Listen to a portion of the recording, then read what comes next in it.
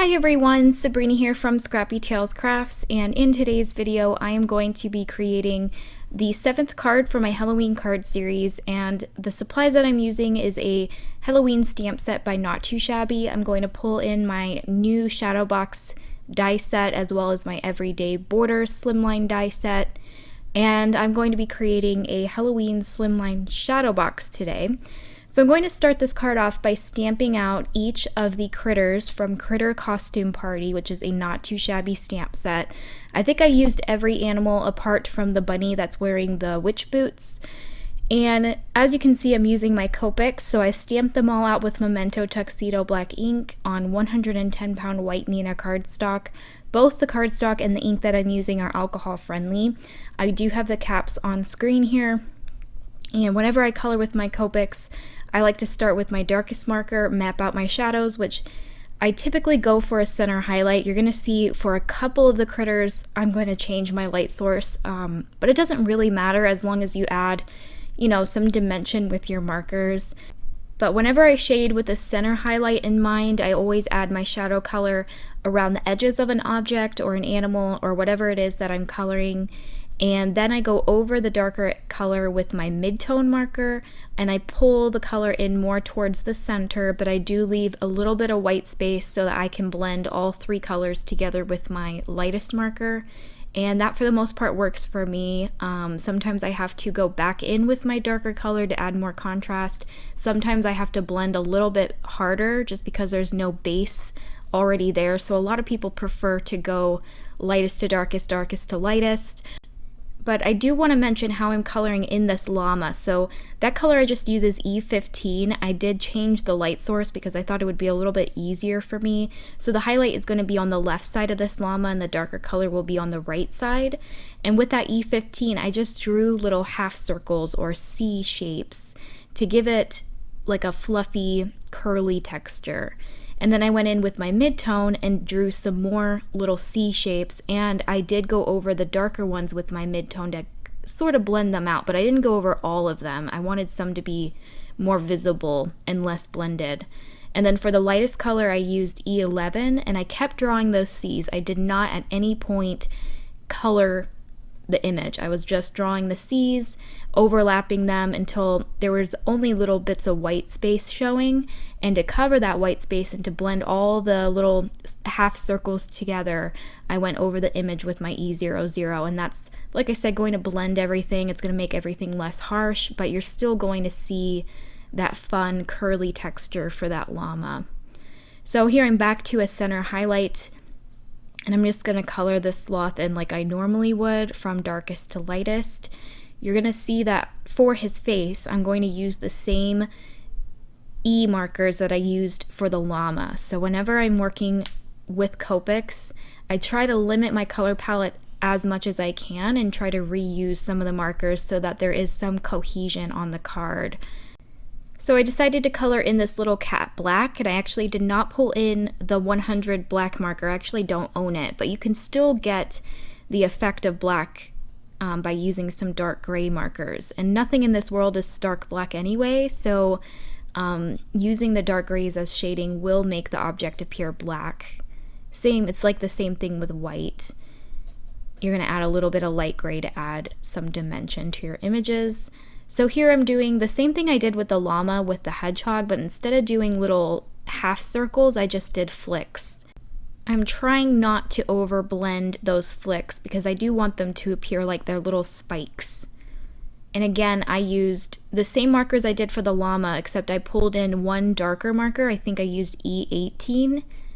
So it's just one shade darker than the llama, but it does look a little bit different. These are all neutral animals, so it really doesn't matter how many colors you add in. And I did want each brown animal to look slightly different, so I did the same thing with the dog. I used the same C markers that I used for the cat, but I eliminated C8 and added C2 in as my highlight color. So if you're struggling with having too many colors on your cards, I suggest maybe using the same markers that you've used on previous images, but just eliminate either the darkest or the lightest marker so that they don't look completely the same. So we're now going to create the shadow box. This is a die that I am selling at my own store, so if you're not aware, I recently came out with some stamps and some pop-up box dies, including this really fun Slimline shadow box. And so I'm going to assemble one now. Basically, I cut the base twice from heavyweight cardstock, and from one of those panels, I cut my medium-sized rectangle from the large rectangle that's cut from the panel. You're going to notice that there are two rectangles that are separated between a score line. So you're going to cut the window obviously from the large rectangle from only one of the panels, and that's going to create the window for your shadow box. What I'm doing here is I'm using the largest rectangle and the medium rectangle. I combined them to create this black frame for my shadow box, and then to decorate my box I cut the largest rectangle from black cardstock and then the medium-sized rectangle from some orange Halloween pattern paper, and I'm going to layer those to create to decorate my box, and the larger black rectangle will be a mat for my pattern paper. So here I'm gluing the frame around my window. You can see that just adds a nice little bit of detail to your shadow box.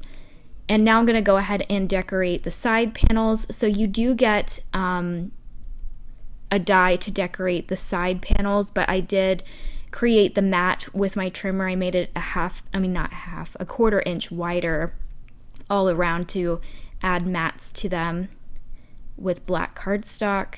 So I'm going to do the same thing with the other panel, and you're just going to decorate one side, and then on the other side you're going to see it through the window. So it's up to you if you want to add pattern paper or if you want to do ink blending, which is what I'm going to do to create a sky for your scenes.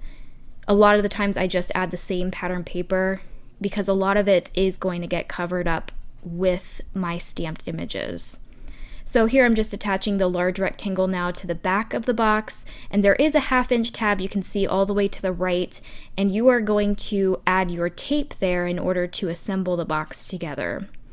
So now I'm going to create the sky that you're going to see through the window, and in reality it's not necessary because, like I said, the stamped images cover a majority of this. But at the time, I thought it would be really cool to do a black to orange gradient. So I believe I'm using black soot and carved pumpkin. I think those are the only two colors. And I'll go over each of the colors twice with my Picket Fence Studio blender brushes here until I get a blend that I'm pretty happy with. And then of course I'm going to add water splatters to this background. And then we can get started assembling the box. So here is that panel that I did not cut a window from, and on the back of the panel I'm going to glue this sky. And then the other side again has that pattern paper showing. I decided to have the gradient going from black to orange, and most of that black is going to get covered up. So for my bridges, there is a bridge that comes in the die set. It's a hillside, but I wanted to create grass bridges. So what I did is I used my Everyday Borders die, which has a grass included, and I cut that from green cardstock. I'm going to add Lucky Clover to the bottom of the grasses just to give them a little bit of dimension, and then I'm going to trim them down to 8 inches. These are actually sized at 8 3/4 inches, which work really well on a flat slimline card, but I want these to be bridges, so I trimmed them down to 8 inches, and I'm going to score them each at 1/2 inch on each side, and that is going to be the perfect measurements to create the bridges that go across the box. So here I'm adding my double-sided tape now. I'm using some strong tape. This is basically what holds your box together. I actually use some Uline double-sided tape, and it's industrial strength, so it's super sticky. Right now I'm just reinforcing those score lines. That's going to make it easier for me to glue the box together. But first I'm going to add acetate behind the window. This is going to make your box more sturdy, and it also just looks really nice. And this is really fun. I thought it would be cool to create a shaker slimline pop-up box shadow box card. So it's like 2 interactive cards in one. I didn't know if this would work. I did not want there to be a lot of shake, So I decided to just use one layer of foam tape. So here I just added my acetate behind my frame. I trimmed off the excess, and I'm taking my 3M foam tape, which is nice because I can cut it down and it's not going to stick to my scissors like my U-line foam tape would. And I'm just going to add one layer of foam all around this frame. And even this one layer was too thick, which I did not think that would be the case, but you can see these sequins I'm using are very low profile. They're actually like confetti stars from Michaels. These are just like recollections sequins. I didn't add too many because I knew there was going to be a scene inside the card, and I wanted you to still see those cute critters. But I was hoping that the stars would kind of stay in place, and they do, some of them do, but they do still fall to the bottom. So if I were to do this again, I might create my own frame with those 2 rectangles like I did for the black frame on the front of the card, and maybe just do 2 layers of that, which would probably be about half the width of foam tape. But I still really like how this turned out. I didn't even know if it would work or not. It probably wouldn't if you use super thick sequins. Maybe it would though. I don't know. I really like how it turned out though.